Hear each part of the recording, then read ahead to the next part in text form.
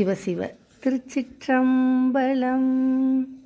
பசியுடன் வருபவர்கள் யாராக இருந்தாலும் அவருக்கு உதவுவதன் பயன் என்ன? இக்கேள்விக்குரிய விடையினை காண்போம்.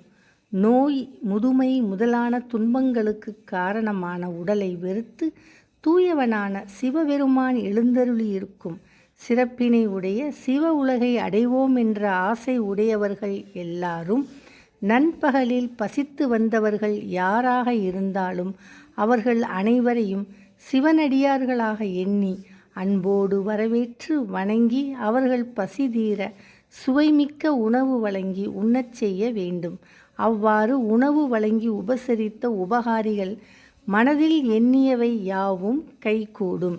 இதனை சிவ தர்மோத்திரம் என்னும் நூலில் மறைஞான சம்பந்தர் 207வது பாடலில் அருளியுள்ளார்கள். இப்பாடலை காண்போம்.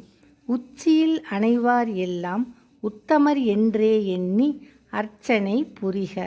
அன்பால் அவல ஊன் ஆக்கை தன்னை கைச்சு அமல ஈசன் வாழும் கடிநகர் அடைவாம் என்னும் இச்சையில் இயைந்தார் எல்லாம் எண்ணிய யாவும் ஏயும் என்பதாகும்.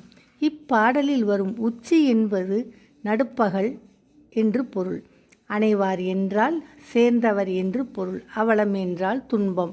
ஊன் என்றால் தசை. ஆக்கை என்றால் உடம்பு. கைச்ச என்றால் கைத்த வெறுத்த என்று பொருள். அமல என்றால் தூய என்று பொருள். கடி என்றால் சிறப்பு. இயைந்தார் என்றால் உடன்பட்டவர்கள் என்று பொருள். ஈசன் வாழும் கடிநகர் என்றால் சிவ உலகம் என்று பொருள். ஏயும் என்றால் கைகூடும் என்று பொருள். எவரேனும் பசித்தோர்க்கு உதவினால் நன்மை பயக்கும் என்று நாம் அறியலாம். திருச்சிற்றம்பலம்.